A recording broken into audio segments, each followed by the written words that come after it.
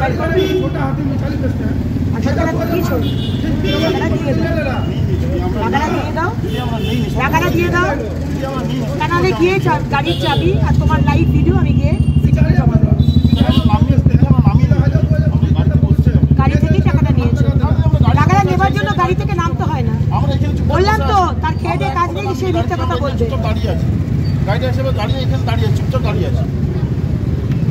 আমরা এখানে দাঁড়িয়ে টাকাটা দেবে না তো? টাকাটা দেবে না তো? টাকাটা দেবে না তো?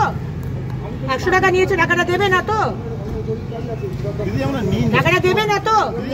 ঠিক আছে, গাড়ি চাবিটা নিয়ে গেলাম। ঠিক আছে, সিপি অফিসে গিয়ে জমা দিচ্ছি।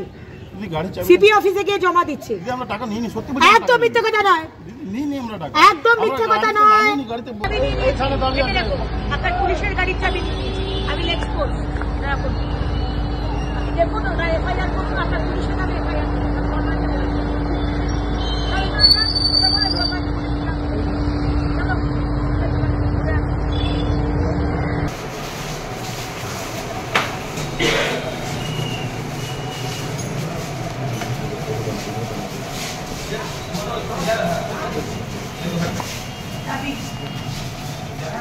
ড্রাইভার কোথায়? সিভিক পুলিশের ড্রাইভার যারা ঘুষ নিয়েছে তারা কোথায়?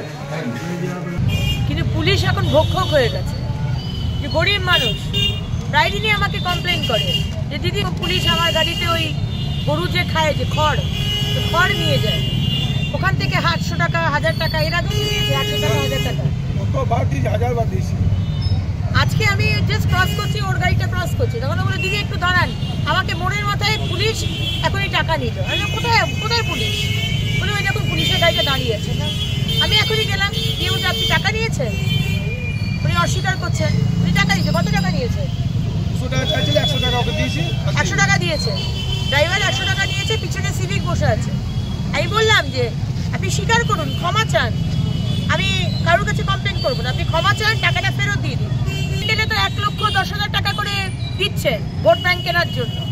তো পুলিশকে কি মাইনে দিতে পারছি না যে পুলিশ মোড়ে মোড়ে দাঁড়িয়ে আজকে কোথায় মানুষকে রক্ষা করবে তা না, তার মানুষের কাছ থেকে ঘুষ নিচ্ছে। প্রায় দিনই এটা হচ্ছে। আর পুলিশ যে ঘুষ নেয় আর কাটমানি খায় এটা তো নতুন কথা নয়, যে আমার এলাকাতে করতে দেবো না। বসেছিল গাড়ি নিশ্চয়ই সিভিকে ব্যবহার করছে, গাড়ির চাবি নিয়ে নিয়েছি, বড়বাবুর কাছে কমপ্লেন করেছি, তন্ময় বাবুর কাছে, এই বিষয়টি দেখুন, গাড়ির চাবি ফেরত দিতে এলাম। এগুলো বরদাস্ত করবো না।